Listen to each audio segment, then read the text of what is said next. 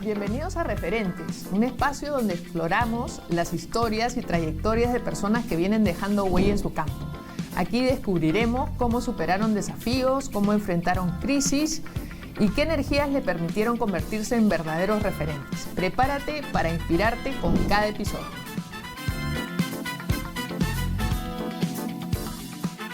$15,000 personas que ven cada episodio.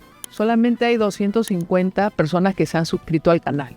Necesitamos su apoyo para poder traer más invitados y de diferentes rubros. Es gratis, amigos.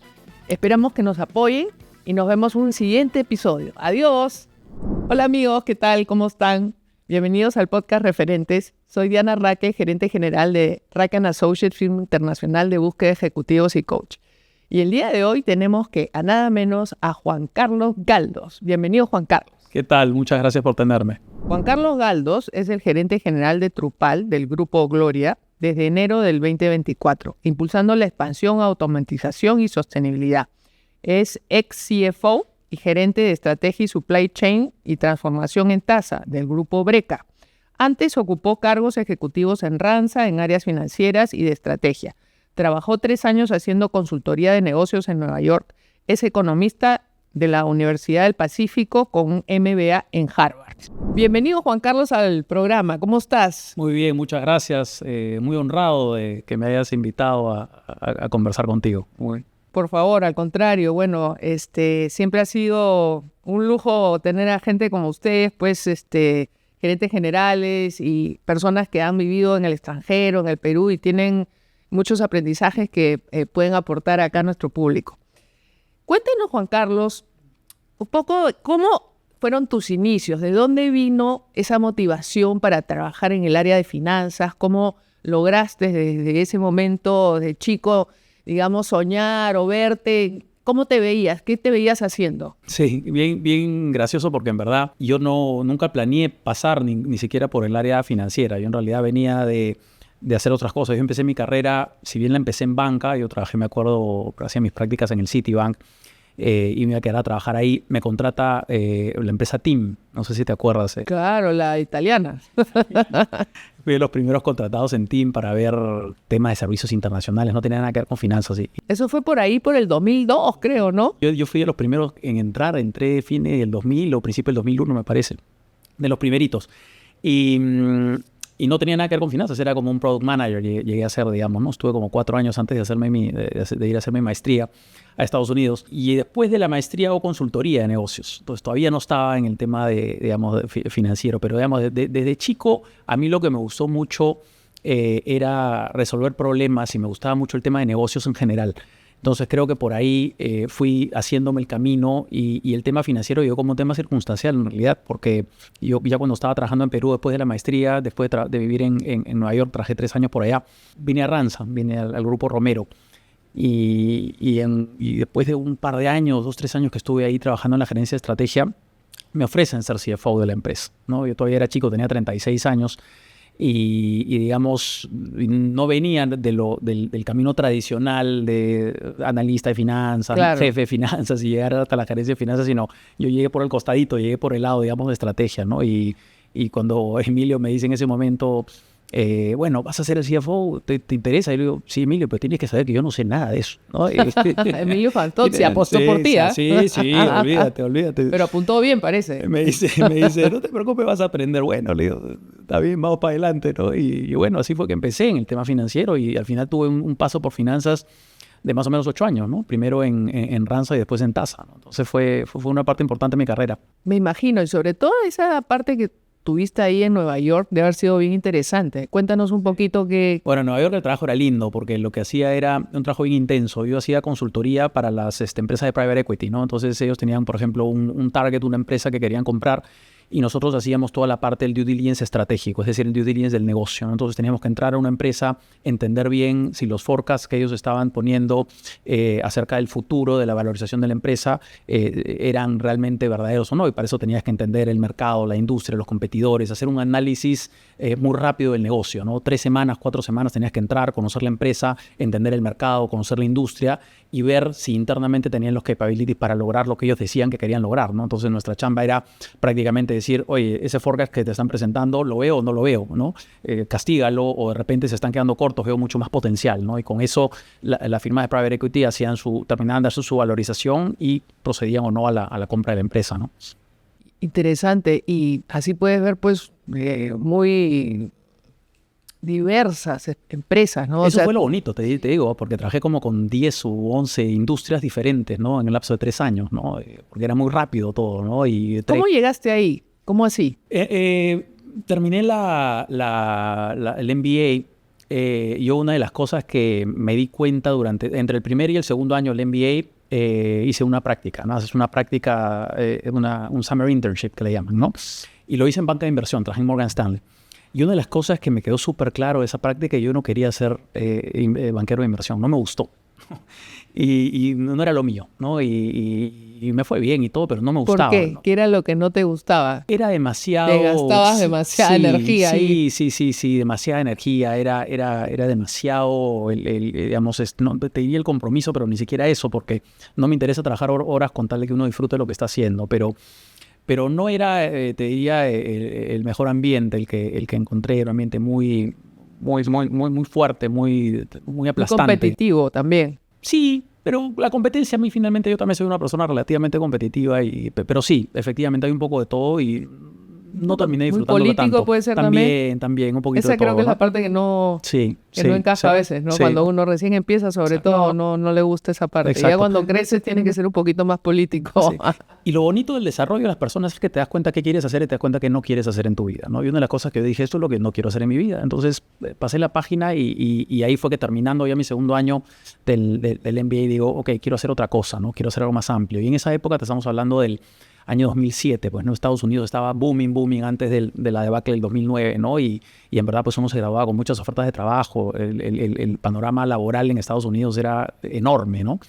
Y se estaban ya poniéndose muy de moda todo lo que era el private equity, ¿no? Y entonces tenía que haber una manera de cómo, y me gustaba, ¿no? Me gustaba el hecho de ver distintas empresas. Yo soy muy generalista, ¿no? A mí me gusta ver muchas cosas. Yo me aburro si me vuelvo un especialista en algo, ¿no? Y de repente eso es parte del hecho que he trabajado, pues, en banca, en telecomunicaciones, en consultoría, en logística, en pesca, ahora en cartones, ¿no? Y es un poco lo que me gusta hacer de todo.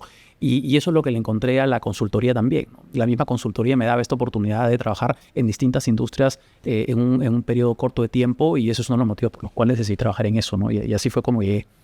Ahora, tú has mencionado tu MBA, has sido muy humilde porque no has mencionado la palabra Harvard. Así nomás cualquiera no hace un MBA en Harvard, ya sea que tengas la plata o no, porque así no te van a admitir necesariamente. Cuéntanos cómo llegó esa oportunidad para hacer tu MBA en Harvard. En realidad yo, cuando entré a la universidad, yo estudié acá en la Universidad del Pacífico, soy economista de la Pacífico, y yo siempre supe que quería hacer un MBA. Y siempre supe que quería apostar por las mejores universidades, ¿no? Y Harvard era algo que yo tenía en la cabeza desde muy temprano en mi carrera. Es bien curioso, pero en esa época donde no había páginas web y nada, yo me acuerdo que yo estaba en tercer ciclo de la carrera de economía y mandé pedir un catálogo de Harvard a mi casa. Te lo mandaban por correo regular, ¿no? Y que quería leer el catálogo, quería empaparme porque yo soñaba con ir a un sitio como ese, ¿no? Y creo que me empapé desde muy temprano en cómo era la cultura, cómo hubiera sido ir allá. Incluso en algún momento visité la universidad porque era algo que yo realmente quería, ¿no? Y me esforcé mucho, creo que me fue bien en la carrera, y me esforcé mucho por tratar de convencerlos de que una persona como yo podía tener alguna oportunidad de estudiar en una universidad como esa, ¿no? Que es un privilegio. En realidad me he sentido muy cómodo, una experiencia espectacular, de las mejores de mi vida, y bueno, hasta ahora, ¿no? Tengo mucha conexión con la universidad y con mis compañeros de universidad también. Claro, increíble las redes de contacto que haces desde ese momento y que todavía sostienes en el tiempo, que te ayudan más adelante, ¿no? No sé si todavía tú sigues comunicándote. Sigo en contacto con muchos de ellos, y como te digo, es una red de contacto bien potente también, además, ¿no? Recibo tanto con cosas que yo puedo necesitar alrededor del mundo, como gente que viene a Perú y me dice, oye, soy HBS, tal promoción, me gustaría juntarme contigo. Ven, listo, juntémonos, ¿qué necesitas? Y vamos viendo, ¿no? Es una red muy potente, te diría. Sí. Bueno, yendo un poquito más adelante, entonces, ya cuando después de varios temas que hiciste en diferentes sitios, lograste ya entrar a una empresa en Perú ¿Por qué regresaste al Perú? ¿Te has podido quedar allá también? Sí, es verdad. Pero así como también siempre quise y tenía ese sueño de estudiar un MBA fuera, en una buena universidad, también siempre sabía que quería regresar al Perú. Yo soy uno de los convencidos de que nosotros, al menos yo he tenido un privilegio al haber nacido donde he nacido, un hogar que me pudo pagar educación, un lugar que me pudo dar un montón de ventajas versus el resto del promedio del país que no las tiene, ¿no? Y bueno, he tenido la suerte de poder aprovechar esas ventajas y de tomar oportunidades importantes. Pero para mí siempre el regresar a Perú yo tengo que regresar a aportar a mi país, ¿no? Tengo que regresar a hacer cosas que eventualmente hagan que el país pueda con un granito de arena al menos salir adelante, ¿no? Y desarrollarse y ver cómo puedes desarrollar a la gente para que de repente, incluso sin haber tenido oportunidades, digamos, educativas como las tuve yo, puedan eventualmente acceder a un mejor estilo de vida, ¿no? Claro, es importante también dar, ¿no? No solamente recibir, pero dar y ver que otras personas que aunque no tengan los recursos también pueden lograr grandes cosas. Dime, tú estuviste en dos grupos muy grandes, mejor dicho, no, estás en el tercero. Cuéntanos cómo es trabajar en empresas familiares grandes, porque no son pues MIPES, ¿no? Lo que estamos hablando. Cuéntanos un poquito de esa experiencia. Correcto. Es interesante porque he llegado a los 3 grupos económicos importantes del país y en distintas etapas, ¿no? Yo llegué a un grupo Romero en el año 2010 que todavía estaba, digamos, en medio de empezar a corporativizarse un poco más. Llegué al grupo Romero un poco más familiar, te diría. Mientras que mi paso a Breca fue un Breca mucho más consolidado en términos de gobierno corporativo, en términos de procesos, en términos un grupo mucho más. Y era Breca, ¿no? Claro, exacto, ¿no? Yo he entrado al grupo Breca fines del año 2018, ¿no? Entonces ya tenía todo muy bien armado, ¿no?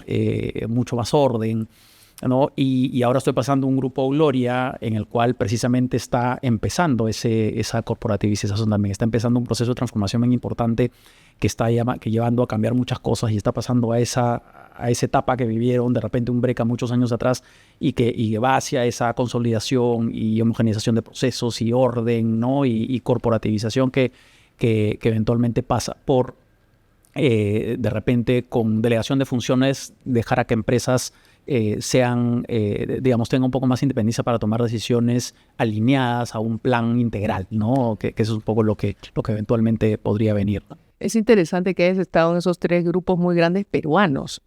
Voy a aprovechar esa oportunidad para preguntarte entonces, ¿qué diferencias culturales puedes ver o características, ¿no? que describan a cada grupo cuando tú las viviste? Porque puede ser que ahora hayan cambiado, pero cuando tú las viviste, ¿qué sentiste? Porque ¿qué modo de ser tenía esa empresa cuando tú estuviste en cada una de ellas? Yo creo que en realidad los grupos y las empresas y a la vez las empresas que pertenecen a estos grupos grandes han llevado la cultura de los dueños fundadores, te diría al principio, ¿no? O sea, previo a que las compañías empiecen su proceso de corporativización, se respira mucho la cultura del dueño, ¿no? De la persona que fundó el grupo, ¿no? En los Romero tienes a toda esa primera generación, esa segunda generación que todavía llegué a conocer, y la tercera, que es la que viví, que finalmente era un grupo bastante en esa época, ¿no? Muy paternalista, con mucha gente que sentía mucho orgullo por trabajar, incluso no necesariamente solo en las empresas individuales, sino el grupo Romero, ¿no? Con un nombre importante, ¿no? Y con gente que realmente pues, vivía como dueños el día a día de muchas de las empresas, ¿no? Metidos y sabiendo detalles, ¿no? Y conociendo a la gente, ¿no? Breca ya estaba en la parte más avanzada de la corporativización, creo yo, y digamos encontramos más un grupo sólido a nivel corporativo, ¿no? Con estructuras, con jefes que no necesariamente eran los dueños ya, ¿no? De repente participación en el directorio, por supuesto, pero no necesariamente, digamos, en el día a día, ¿no? Y ahora un Gloria que está, digamos, en ese proceso en el cual Claudio, don Jorge y ahora Claudio que está asumiendo el liderazgo del grupo, está en una transición en la cual él también quiere que nos desarrollemos hacia ese punto de la corporativización y que nos consolidemos como grupo, digamos, en distintas industrias y haya mucho crecimiento, ¿no? y desarrollo del país. Es un grupo que le apuesta mucho al país, a las inversiones en el Perú, ¿no? Y eso es algo también muy, muy, muy interesante que caracteriza mucho al grupo, ¿no? Claro, alguna vez escuché que cuando tú tienes una empresa peruana o una corporación peruana, tú te vas a quedar en el Perú, o sea que siempre vas a tener que apostar. Puedes crecer, pero el Perú va a ser generalmente el sitio donde van a estar tus hijos, van a estar tus nietos, y tú quieres que tu empresa crezca, ¿no? Sin embargo, hay empresas extranjeras que si vienen, puede ser que sigan, pero es más una cuestión de competitivo y de interés, ya sea que les den ¿no? unos lineamientos claros, las reglas claras para invertir, y si no se van, porque tienen otros países. En cambio, las corporaciones peruanas pues pueden irse a otro sitio, pero acá es su matriz, acá es su núcleo. Así como que quisiste regresar acá a vivir al Perú, yo también quise regresar a vivir al Perú. Yo estaba estudiando afuera, después también trabajé en Nueva York, trabajé en el Banco de Crédito en Nueva York, cuando recién inicié mi carrera. Tuve 3 años ahí, pero siempre supe que quería regresar al Perú. Cuando eres peruano también, y no solamente es tu empresa, quieres permanecer en el Perú, ¿no? Por un tema también más emocional, no solamente la parte económica. Cuéntanos ahorita más de lo que estás haciendo en Trupal. Ya tienes un tiempo y veo que has avanzado muchísimo en temas de cultura, en temas de generación de valor. Cuéntanos un poquito. Sí, bueno, el reto de Trupal es un reto bien interesante, ¿no? A nivel personal, una industria nueva, un grupo nuevo, un equipo nuevo, digamos, y un rol nuevo, ¿no? Yo desde mi primera gerencia general, entonces todo ha sido, digamos, nuevo y muy rápido. Pero creo que una de las cosas que nos dimos cuenta fue que el tema cultural era demasiado importante, ¿no? Y es una empresa que necesitaba un cambio cultural importante, a la vez que ajustábamos algunas tuercas de negocio, ¿no? Entonces vas ajustando el negocio por un lado y le pones foco a la cultura y al talento, ¿no? Y es bastante lo que hemos venido haciendo. El proceso de gestión de cambio para que tus procesos y la parte técnica pueda ser exitosa, necesita una parte adaptativa que vaya de acompañamiento muy cercano. Y esa es la parte adaptativa en donde estamos metiendo mucha de las balas, ¿no? En tratar de transformar la cultura, en tratar de hacer una cultura en donde realmente queremos ir a trabajar, y que las cosas y que los procesos fluyan rodeados de esa cultura que la va a hacer, que la va a hacer suceder, ¿no? Porque de nada sirve tener la mejor estrategia y los mejores planes si es que tu cultura no te va a ayudar a ejecutarlos. Y eso felizmente nos dimos cuenta desde muy temprano en el juego, y apostamos por ese cambio cultural, que es, te diría, lo más difícil que puede tener una empresa, porque todo el tema técnico de procesos, todos los temas técnicos se pueden mejorar con técnica, ¿no? Pero cambiar comportamientos de las personas es extremadamente difícil. Sobre todo gente que tiene muchos años haciendo las cosas de determinada manera y ahora le dices, no, ahora se hace de otra manera, ¿y por qué? ¿No? Y hay gente que se va a adaptar y hay gente que no se va a adaptar, ¿no? Y ahí es donde viene el gran reto, ¿no? ¿Cómo haces convivir a lo antiguo con lo nuevo? ¿Cómo haces convivir al que se amolda y al que no se amolda? Y cómo eventualmente haces y creas un grupo que pueda llevar a la ejecución de la estrategia y los planes con comportamientos deseados y con cómo queremos realmente, digamos, empezar a vivir nuestra cultura, ¿no? Sí, es bien importante, sobre todo inclusive si tienes que contratar a alguien, muchas veces esa persona cuando entra tiene que saber cómo es esa cultura, ¿no? Previamente, para saber si se va a poder adecuar o no, aparte de que ustedes la acepten o no y piensen que sí se va a adaptar. Pero también muchas veces sucede, me han contado algunos amigos de recursos humanos, gerentes generales, que no tienen el tiempo para darle a esa persona cuando entra. Sí, se le da una inducción, se le explica, pero todo el mundo está tan loco haciendo lo suyo que quizás esa persona se siente un poco sola al comenzar, porque no sabe si molesta, no molesta, para preguntar cosas. Entonces, es importante también que se le haga un acompañamiento a la persona para que se adapte a la cultura. No sé si ustedes se dan ese tiempo para hacerlo o utilizan a terceros que vengan y nos apoyen. Sí. ¿Cómo trabajan ese tipo de cosas? Mira, para empezar, al menos yo trato en mis entrevistas de empezar un paso antes, ¿no? Que es entender si la persona se va a poder adaptar a la cultura, ¿no? Porque si tú eres una persona que va a romper la cultura que tú estás tratando de crear y de cultivar, ya de arranque es un no, ¿no? Entonces muchas de nuestras entrevistas ya son por competencias y ya son por los elementos culturales que nosotros estamos tratando de demostrar. Por ejemplo, uno de los elementos de cultura importantes es el trabajo en equipo, ¿no? Que esta empresa necesitaba a gritos y claramente gran parte de las entrevistas tienen que enfocarse en que nos dé ejemplos de cómo trabajaba en equipo o pedir referencias de cómo trabajaba en equipo, porque es uno de los elementos importantes de la nueva cultura que queremos forjar. Entonces, por ese lado. Ahora, una vez que entran, por supuesto, le dedicamos tiempo a las inducciones, les dedicamos tiempo a incluso yo sentarme con la gente, que tengan claro cuál es el reto, que tengan claro cuál es la cultura que queremos vivir, ¿no? Y hay mucha gente que se sorprende porque dicen, pensábamos que una empresa le dedicaba tanto tiempo al tema de la cultura, ¿no? A explicar, a ver los comportamientos, ¿no?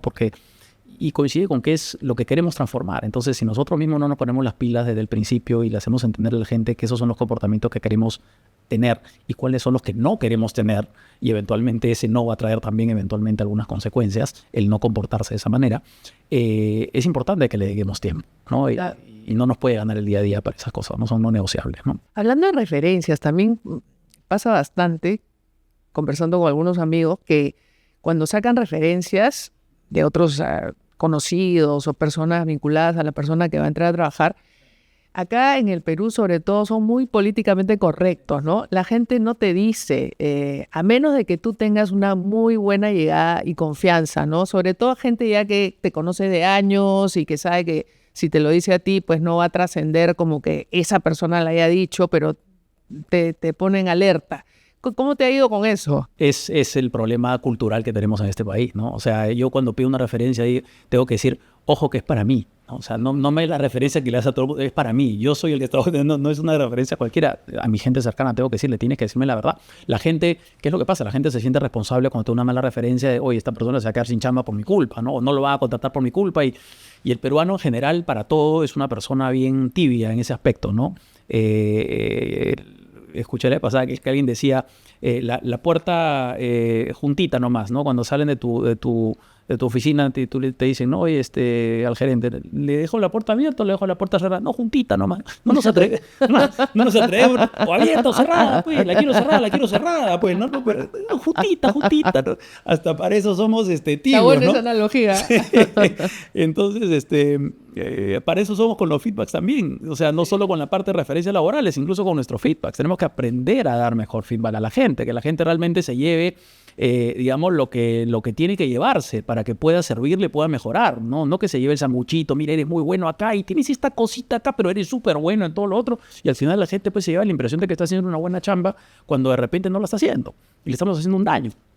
Ahí justamente hay un equilibrio que tiene que haber, ¿no? Cuando uno da feedback, porque tú tienes que tener claro antes del feedback los datos de que, ¿no? La preparación antes del feedback es importantísima, porque tú tienes que saber exactamente las cosas importantes que vas a hablar y basada en hechos, no en intuiciones o deseos o lo que fuera. Oye, tal día te juntaste con tal persona, quedaste en esto y no salió. ¿Y las consecuencias cuáles fueron? Esto, lo otro. Ah, ya. ¿Y eso qué significa? Un impacto negativo de tanto. Ok, mira, esto no debe suceder la próxima vez, ¿no? Eso es en el tema de que... Pero también hay cosas positivas y también con esos mismos hechos y con esas mismas calificaciones tú le puedes decir a esa persona todo lo bueno que ha hecho. Pero siempre hay como un equilibrio, ¿no? Como un 70-30, pues tampoco no le vas a decir 60% de malo y no 40% de bueno. Ahí ya tú decides, de repente lo votas, ¿no? No sé, pero ojo, pero tienes razón, pero yo en ese caso, yo sí soy bien sincero. Ya. Si una persona realmente tiene el 60 o 70% de las cosas por mejorar versus el 30 que tiene positivas, tiene que saberlo, porque efectivamente significa que está con tarjeta amarilla. Y que si esas cosas no las puede voltear, eventualmente no vamos a poder seguir trabajando juntos. Definitivamente lo tienes tú ya tasado como, oye, hay que mejorar o si no esto ya no sigue, ¿no? Y la persona lo tiene que saber. Sí, pero es muy importante cómo se lo dice. Ah, por supuesto. ¿Cómo se lo dices tú? Por supuesto, tienes que decírselo bien. Tienes que decirle con hechos. O sea, y en ese caso, yo también he aprendido o sea, yo, por ejemplo, es algo que pocos conocen de mí. Y yo soy una persona que naturalmente soy muy poco empática. Naturalmente. No pareces, ¿ah? Pareces empática. Correcto, pero me he tenido que esforzar mucho en mi vida para poder parecer empático. Eso es gran parte del trabajo interno y autorreflexivo. No me sale de manera natural, pero lo he tenido que... Yo me anotaba papelitos, pregúntale por su familia, así lo anoto en los posts y lo pongo ahí, porque no son cosas que se me ocurren y poco a poco me ha ido, digamos, desarrollando esa parte que naturalmente no me sale, y el día de hoy hay poca gente poca es la gente que me dice, oye, no, tú no eres empático. No se dan cuenta. Pero ¿Y antes sí te lo decía? Claro, por supuesto, yo era un robot. Un ejemplo, por ejemplo. Danos un ejemplo. Es que no, yo no pensaba nunca en la persona. Yo iba de frente al task. Esto se tiene que hacer, soy una persona orientada al logro. Esto es lo que se tiene que hacer, tal, listo. Tú, ¿cómo haces? Pum. Y me he dado cuenta que no necesariamente eso funciona. No somos robots, somos personas. Súper interesante todo esto que estamos hablando. Creo que les va a servir mucho a todos ustedes. Ahora cuéntanos un poquito más del cómo a través del tiempo has entendido lo que es liderazgo. Bueno, eso es te diría que de los mayores aprendizajes que uno puede tener en una carrera, digamos, ejecutiva, ¿no? Porque todos hemos empezado de abajo, pues todos hemos sido chicos, todos hemos sido practicantes, todos hemos sido analistas, y claramente te vas dando cuenta que conforme vas creciendo, los temas técnicos se vuelven menos relevantes y los temas de liderazgo se vuelven mucho más importantes, ¿no? Entonces, son súper relevantes y ahí es donde las personas tienen que evolucionar con el rol, ¿no?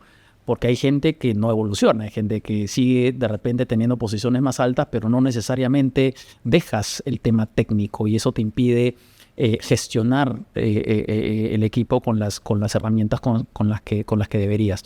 Yo creo que en este camino ha sido un camino lleno de aprendizajes, ¿no? Yo he pasado y sobre todo en las transiciones, ¿no? En las que ya eres lo suficientemente bueno técnicamente como para que te asciendan, pero que ya tendrías que haber empezado a tomar roles de liderazgo y de repente estás en esa transición en la que no sabes cómo, ¿no? Y tienes que voltear al costado a ver quién te ayuda o de repente te equivocas, que muchas veces es lo que me pasó a mí. Yo te digo que empecé desde muy chico en roles, yo tuve la suerte de cuando trabajé en Telecom Italia, desde muy chico tuve posiciones de liderazgo, ¿no? Y no sabía cómo gestionarlas, ¿no? Y me equivoqué muchísimo, ¿no? Y yo tenía un equipo pues de 25 personas que dependían matricialmente de mí. Yo tenía pues 24 años, ¿no? Y tenía pues gente mucho mayor que yo y que mi producto dependía de que ellos hagan su chamba, ¿no? Yo no tenía reportes directos, tenía simplemente reportes indirectos. Entonces, gran parte de mi aprendizaje acelerado a tan corta edad fue entender cómo hacer que la gente se pueda movilizar sin que yo se lo exija. O lo que hacía yo al principio, iba donde su jefe, oye, no está chambeando. La cruz, pues, ¿no? O sea, ya no sacas nada adelante, pues, ¿no? Entonces, creo que mucha de la evolución es darnos cuenta de eso, ¿no? Y de pedir ayuda y de tratar de entender cómo conforme vamos subiendo, tu rol cambia, ¿no? El rol que tengo hoy como CEO de una empresa es digamos, muy poco técnico, ¿no? La gente se burla, pues yo ya no sé ni usar Excel, pues, ¿no? Porque ya todo viene pues hecho, todo viene, las presentaciones vienen hechas, ya la parte técnica, digamos, del negocio incluso, viene mucho más masticada y me toca a mí tener que dedicarle mucho más tiempo a escuchar a la gente, a escuchar los problemas, a identificar y a diagnosticar, ¿no? A tratar de inspirar, a tratar de motivar a la gente que haga su chamba, porque nosotros tenemos como líderes nuestro resultado que está acá arriba y lo vemos, ese es el resultado donde quiero llegar, ¿no? Tengo el plan de cómo quiero llegar, pero en la mitad está la gente. Y si tú no logras que la gente compre tus sueños, si no logras que la gente pueda estar motivada a llevarlo, no vas a llevar por más que tengas la visión, no lo vas a lograr. Y esa es evolución la que tiene que ser consciente la gente, ¿no? Y ese liderazgo, hay diferentes tipos de liderazgo, ¿no? Sí, o sea, sí. Cada uno con su personalidad, con su forma de ser, Correcto. trae a la mesa su tipo de liderazgo. Sí, correcto. Pero puede ser un liderazgo, digamos, de estilos diferentes, sin embargo puede llegar a lo mismo, siempre que sea auténtico y que sea la persona lo primero. ¿Cómo ves tú que tu estilo de liderazgo funciona? Mira, yo en general soy un líder que no soy autocrático, ¿ya? No es como que acá se hace lo que yo digo, no. Yo me gusta escuchar a la gente, ¿ya? incluso mucho, lo cual es muy distinto de decidir democráticamente. Son dos cosas distintas, ¿ya? Porque uno puede escuchar y decir, ya como 4 a favor, 3 en contra. No, no, así no. Yo escucho a todos. De repente escuché a todos y no me gusta lo que dijo ninguno y chao. Pero porque finalmente alguien tiene que cortar el queque, ¿no? Y ese es un poco mi rol. Mi rol es cortar el queque. Pero sí me gusta escuchar a la gente. Y una de las cosas que eventualmente estoy, digamos, aprendiendo, mejor dicho, siempre lo he sabido, pero es difícil ponerlo en práctica en el día a día, es que un líder tiene que saberse manejar con distintos métodos de liderazgo todo el tiempo. No puede ser siempre el autocrático, no puede ser siempre solo el que escucha, no puede ser siempre el que... no, tú tienes que variar tu liderazgo dependiendo de lo que necesitas en ese momento. Va a haber momentos en los que necesitas ajustar, va a haber momentos en los que tienes que inspirar, va a haber momentos en los que tienes que escuchar, va a haber momentos en los que tienes que llamarle la atención a alguien, ¿no? Y eso no significa que o sea, en ese caso tus estilos de liderazgo pueden ir variando un poco dependiendo de lo que necesite la empresa o tu equipo en ese momento, ¿no? Y es lo más difícil, porque efectivamente venimos sesgados con nuestro propio estilo de liderazgo, ¿no? Y esa es la parte de aprendizaje en la que estoy ahora, tratando de ser distintos líderes, ¿no? Y tener distintos roles de liderazgo. Y eso me llama justo a nuestro siguiente segmento, que tiene que ver con las energías. Y justo te estaba comentando antes que hay una energía, digamos, del agua, que es la más que recibe, que escucha, que concilia, que se enternece, que tiene cuidados. Hay una energía que es del fuego, que es la que va hacia adelante, la que logra motivar, inspirar, tener los resultados. Hay la energía que es del aire, que es la que fluye un poquito más caóticamente, pero que es espontánea, es menos estructurada, es más de lúdica, más de celebración. Y hay otra que tiene que ver con la tierra, que es la disciplina, el control, la rutina, ¿no? La planificación. Y como has mencionado tú anteriormente, todas estas energías se requieren dentro de un lugar de trabajo, ¿no? Porque tienes que reír, tienes que escuchar, tienes que disciplinar, tienes que un poco ir para adelante, de todo. En tu caso, cuéntanos qué te evoca la energía del agua, por ejemplo. La del agua, que tiene que ver con contraerte, digamos, a la parte de la empatía, me dijiste, ¿no? Sí, la empatía, el escucha, el conciliar, un poco más hacia adentro, sí, ¿no? Sí. Esa energía es la que he tenido que aprender. Esa es la energía que no me ha salido nunca naturalmente, pero que estoy muy contento de que poco a poco voy en continuo aprendizaje y, como te digo, le he encontrado mucha... estoy muy interesado acerca de la cercanía con la gente, por ejemplo, ¿no? De entender incluso por qué alguien puede no performar bien sabiendo que es bueno, ¿no? Y tratar de conectarme con esa parte versus el simplemente decir, oye, no haces bien la tarea, entonces chao. Es gratificante, además, ¿no? Totalmente. La energía del fuego. El fuego para mí es la meta. Para mí fuego, yo soy una persona muy orientada al logro, ¿no? Yo me propongo cosas y voy, digamos, en el camino para lograrlas.